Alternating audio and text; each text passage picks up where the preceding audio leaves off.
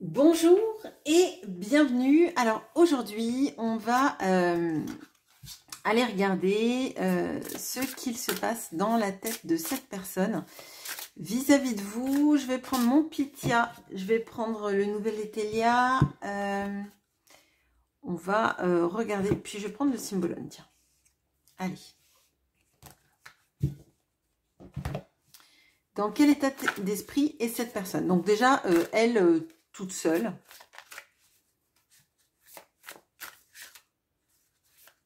Ok, bon. Très bien. Ok, bon. Alors, là, on a beaucoup d'ego. Hein. On a beaucoup d'ego. Alors, on a le lion et on a le taureau. C'est quelqu'un qui cherche à être bien vu, à être reconnu, à être peut-être même flatté. Là, toute seule, cette personne, en fait, elle a des envies de reconnaissance, elle a des envies de briller, elle a des envies aussi d'asseoir son autorité, ce que je ressens.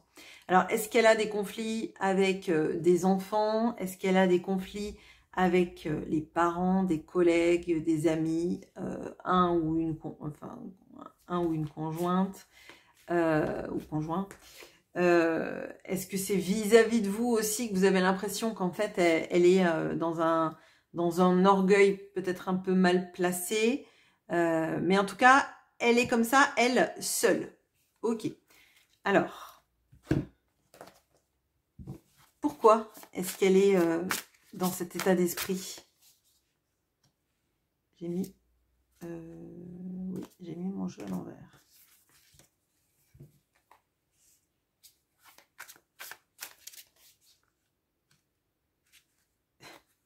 Je viens de le remettre à l'envers, c'est incroyable ça. Ok.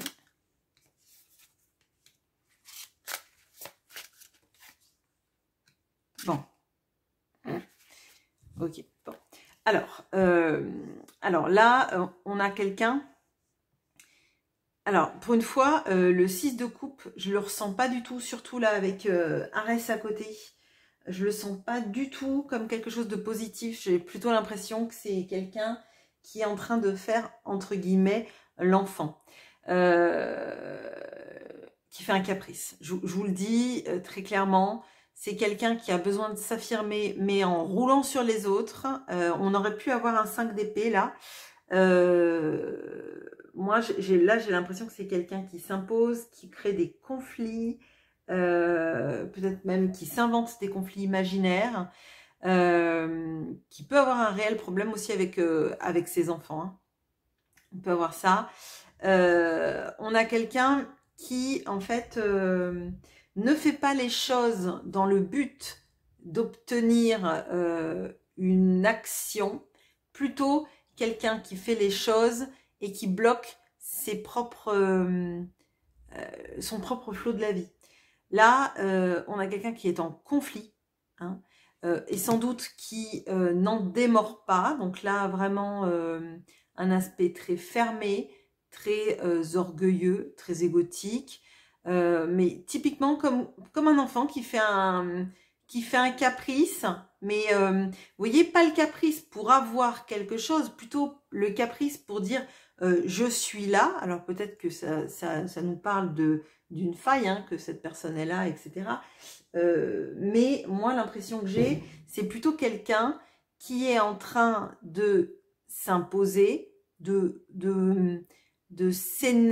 alors c'est pas s'énerver, c'est vraiment la posture de non, c'est pas à moi de faire des actions, c'est pas à moi de bouger, c'est aux autres de s'excuser, c'est aux autres de venir me voir, c'est aux autres d'avoir en fait l'enfer c'est les autres quoi. Hein, bon.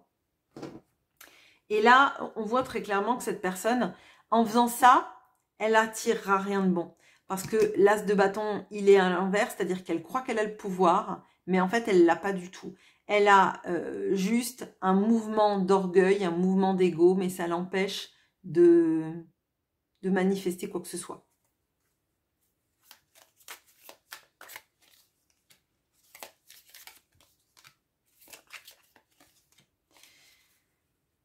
Ok, alors, on a quoi? On a l'harmonie dans le foyer, les rouages avec les projets et les oiseaux qui sont dans la décision. Alors, moi, très clairement, je pense que cette personne, elle veut avoir dans sa vie une abondance, des projets, etc., mais qu'elle ne manifeste rien. Comme l'as de bâton est à l'envers, pour moi, elle est dans l'indécision. L'indécision de quitter une situation, l'indécision de quitter peut-être même une maison. Alors, sans que ça soit nécessairement quitter une maison, ça ne veut pas dire potentiellement quitter un couple. Hein. C'est possible, mais c'est pas forcément ça. Il est possible que si elle est en couple, elle boude potentiellement aussi pour que quelqu'un la quitte, plutôt qu'elle ait à faire la démarche. Hein. Ça peut être ça.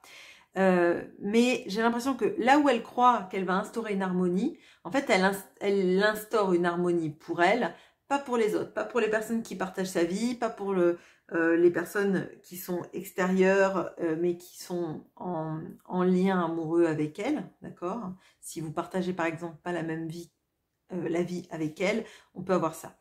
C'est quelqu'un qui pense à ses projets, mais comme je vous ai dit, elle met rien en place. Et elle veut avancer, certes, mais elle veut tellement avancer pour avancer et pas avancer pour un vrai but qu'en fait, on va nulle part. Le chariot, vraiment, il nous parle de réfléchir à la destination avant de partir. Et pour moi, elle veut avancer, mais elle ne sait pas où, parce qu'en plus, on a la carte de l'indécision. La carte de l'indécision sur un as de bâton retourné, je peux vous dire qu'on a envie d'avancer, on a envie que les projets se mettent en place. On a envie d'incarner l'empereur, l'impératrice, tout ce que vous voulez, mais en fait, on n'a rien fait pour incarner ça. Et là, pour moi, il y a quelque chose, alors c'est pas puéril le mot, mais moi, ce que je ressens, c'est vraiment voilà, le caprice pas réfléchi, c'est-à-dire pas réfléchi dans son bien-être futur, vous voyez? Ok, bon. Alors, vis-à-vis de vous, cette personne, elle pense quoi? Elle pense quoi de vous actuellement? Alors que vous soyez en contact ou pas. Oh. Ok. Alors, on a le Sagittaire, on a le Capricorne. Bon, c'est quelqu'un qui a envie de vous avouer quelque chose.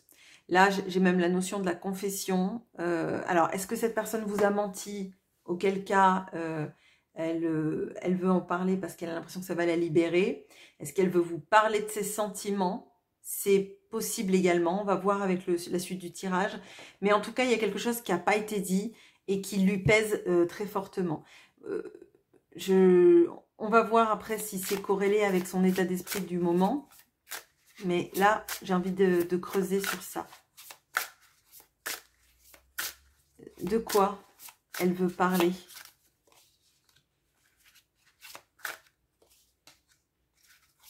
Ouais, bon, elle veut vraiment parler par contre.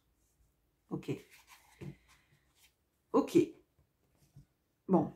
Elle veut parler de l'immobilisme qui est dans sa vie pour l'instant, du fait qu'elle se sent contrainte, qu'elle ne peut pas avancer. Du fait qu'elle sait qu'elle vous a fait mal, qu'elle vous fait mal, mais qu'elle se fait mal également.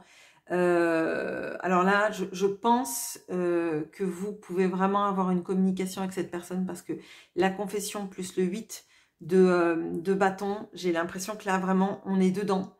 On est dans le besoin de parler, de s'exprimer, de vous avouer quelque chose. Et c'est vraiment lié... Alors, c'est vraiment très mental. La question que je me pose, c'est si on n'est pas dans ça, c'est-à-dire que cette personne, elle a privilégié une sorte de routine de vie, mais qui ne l'amène nulle part. Et elle se rend compte qu'en fait, en se sabotant, en n'agissant pas, en restant un petit peu sur son trône, c'est-à-dire ne pas déchoir aussi à l'image qu'elle a, vouloir que les gens aient une bonne image d'elle, mais sans qu'elle fasse des efforts nécessaires, elle, pour avoir une bonne image d'elle-même. Elle vous fait du mal, mais elle se fait aussi du mal. Ok, allez, qu'est-ce qu'on peut me dire?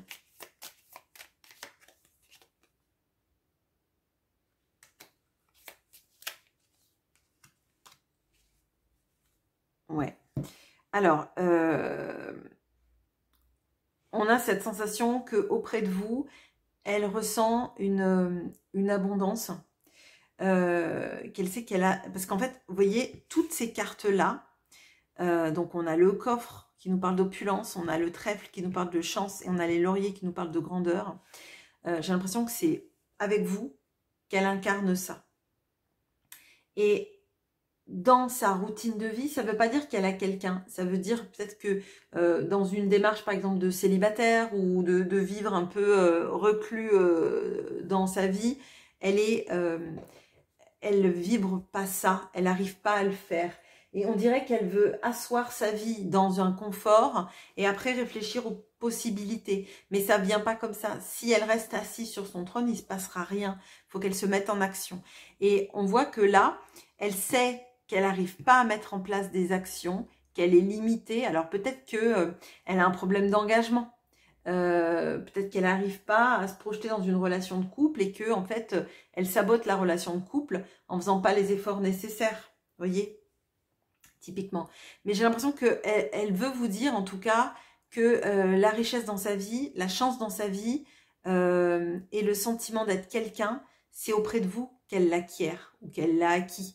Mais dans sa vie de tous les jours, il n'y a personne qui lui renvoie tout ce que vous voulez renvoyer, et pourtant, elle sait qu'elle vous fait souffrir, elle sait qu'elle en souffre également. Ok, bon. Alors, est-ce que parler avec vous, est-ce que vous avouez tout ça, ça va débloquer la situation? Alors, on a quoi? On a la Vierge et on a encore le Sagittaire. Ok. Je vais éclairer avec mon tarot parce que là, j'ai l'impression que elle a vraiment peur que vous la jugiez, que vous la mettiez au banc de votre vie, cette personne. Est-ce que ça change quelque chose? Vous voyez, le 5 d'épée. Bon, dans sa tête, elle a très très peur. Je pense qu'on a là, on a quelqu'un qui fait pas tous les efforts nécessaires pour alimenter votre relation, mais c'est quelqu'un qui vous aime et qui sait que elle a jamais été plus heureuse que quand vous étiez dans sa vie ou quand vous êtes ou les moments où vous êtes dans sa vie. Là, par contre, elle a très peur de comment communiquer avec vous. Alors, d'autant plus si, par exemple, elle a eu des périodes où elle ne vous a pas parlé pendant un moment, parce que là, avec le 2 de bâton, on peut avoir de la non-communication. On peut aussi avoir quelqu'un qui a eu du mal à se projeter dans le futur, qui n'a pas mis d'action pour conforter des projections dans du réel. Vous voyez, bah, typiquement, emménager ensemble, partir en vacances ensemble, faire des projets comme ça. On a quelqu'un, là, avec cette notion du mat qui aimerait être insouciant, qui aimerait vous dire les choses sans avoir peur du jugement que vous allez mettre derrière. Alors, je ne veux pas dire que vous êtes jugeant, hein, mais vous voyez, là, on voit qu'elle se sent comme en procès. Je pense que peut-être qu'elle est allée trop loin et qu'à un moment donné, elle se dit, mais comment je vais faire? Et peut-être même dans ce qu'elle vous avoue, elle a peur que ça casse tout, vous voyez. Elle a peur, peut-être que vous ne le compreniez pas, non pas parce que vous n'êtes pas capable de le comprendre, mais parce que peut-être que ça aurait mérité d'être dit il y a des années, ou des mois, ou au moment où tout s'est passé, ou au moment où elle a conscientisé les choses. En tout cas, ce qui est certain, c'est qu'elle a peur de tout perdre. Je pense qu'elle a peur de tout perdre, potentiellement, parce que si vous n'acceptez pas le dialogue, que vous n'acceptez pas peut-être ses excuses ou ses argumentations, elle aura l'impression qu'en fait, c'est fini pour de bon. Ok. Bon.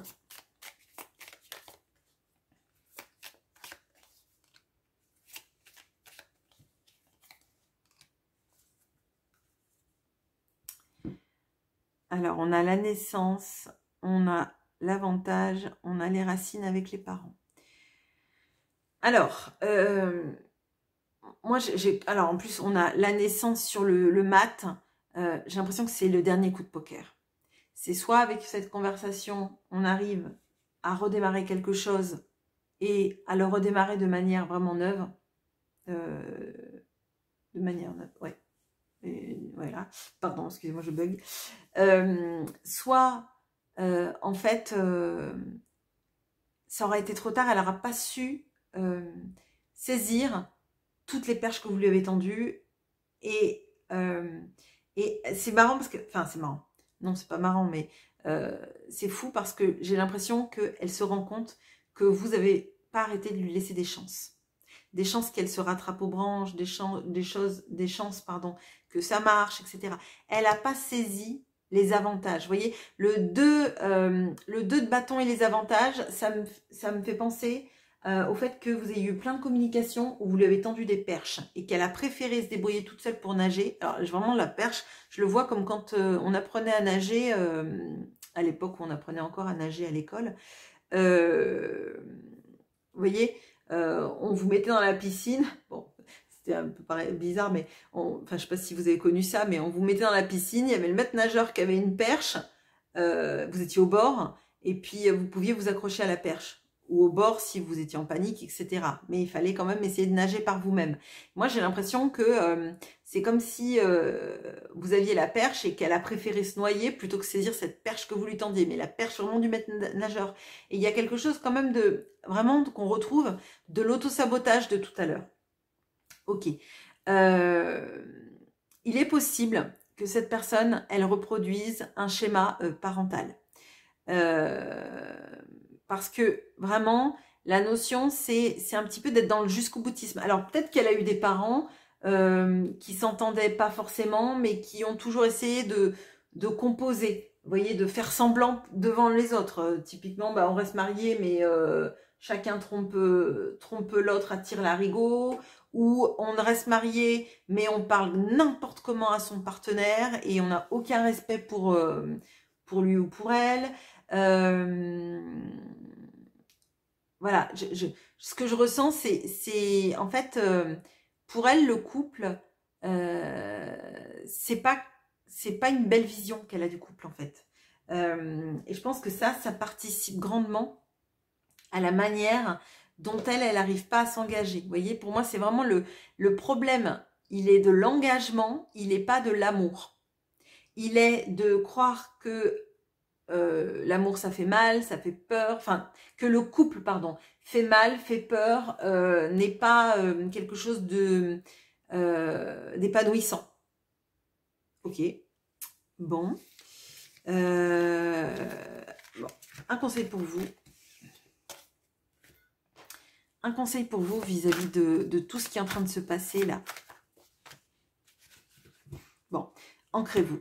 Ancrez-vous, ancrez-vous, ancrez-vous. On a le taureau, on a le poisson. Faites des choses qui vous plaisent pour pas vous laisser déstabiliser, je pense, par une communication qui peut venir. Je vous le dis, il y a... parce qu'en fait, tout chamboule et quand l'autre qui n'a pas parlé depuis un moment ou vous fait part de conscientisation, de choses comme ça, peut-être que vous allez soit vous emballer, soit le remballer. Voilà, pour moi... Excusez-moi, c'est un peu familier, mais c'est vraiment la sensation que j'ai, c'est prenez votre temps. Prenez le message pour un message. Attendez de voir ce qui se trame derrière. Ne faites pas de suppositions, ne vous emballez pas. Ne partez pas dans un sens ou dans un autre. Voilà, l'ancrage, il permet, vous voyez, de faire descendre l'information dans votre cœur, dans votre corps, etc., etc. De pas réagir de manière épidermique ou de manière totalement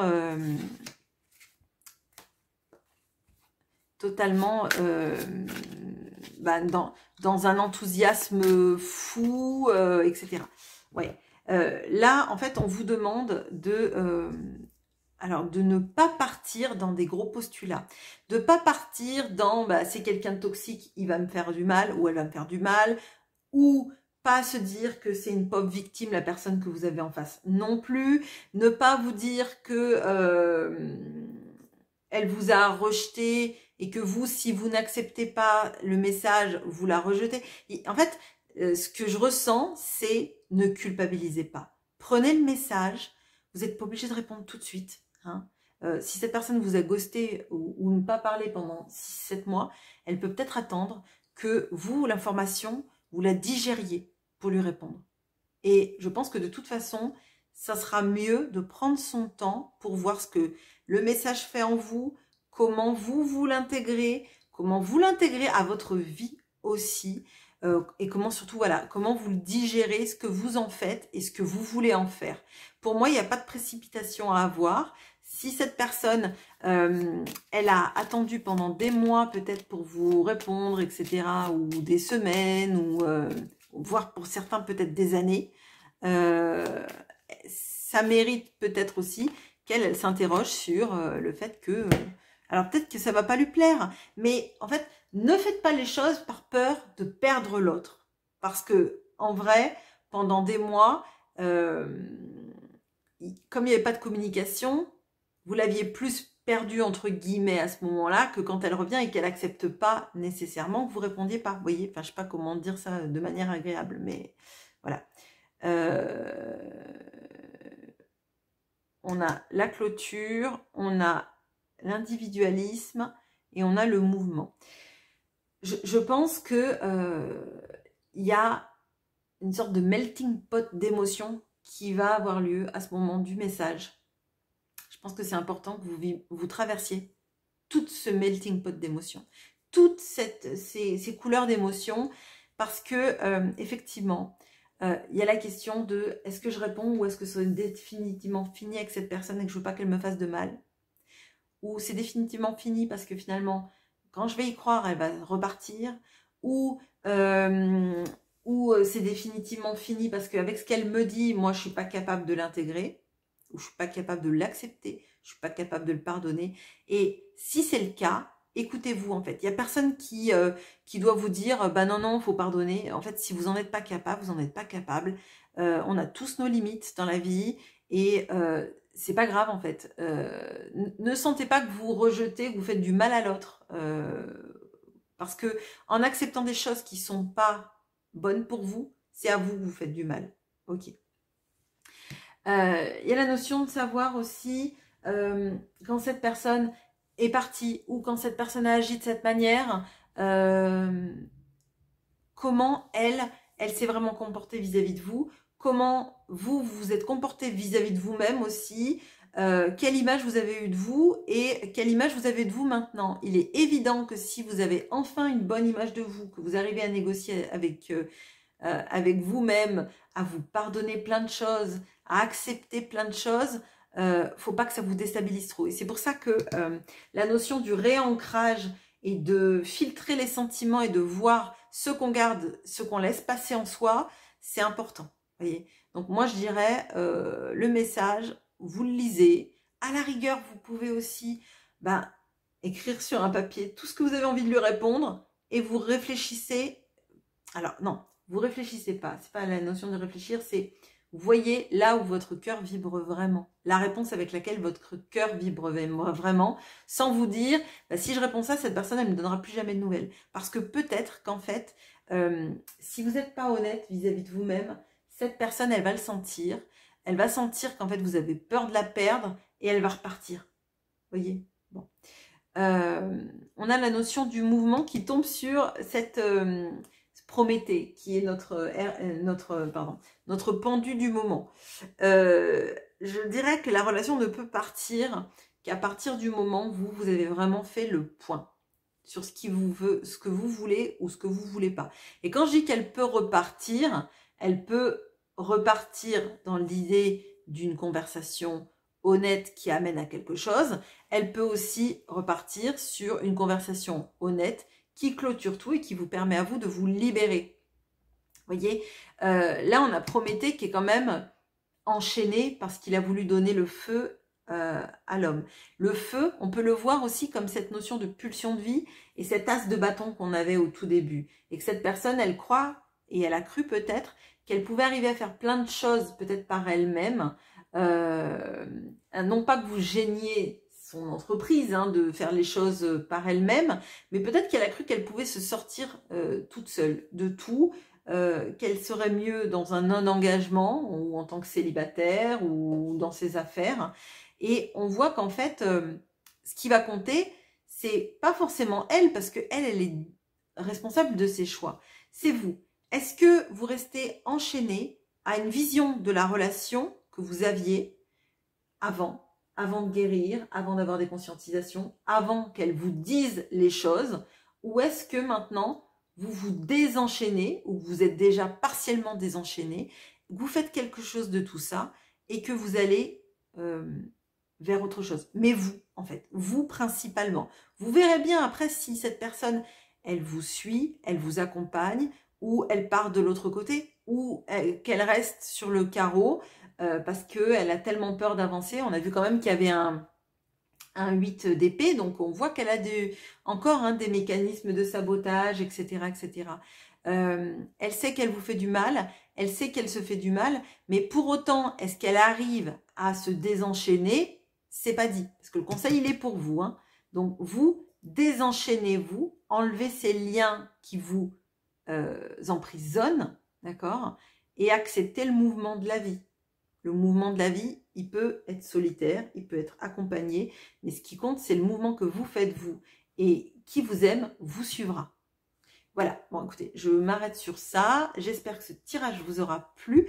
Je vous retrouve bien évidemment avec grand plaisir en commentaire et je vous souhaite une très bonne journée. À bientôt.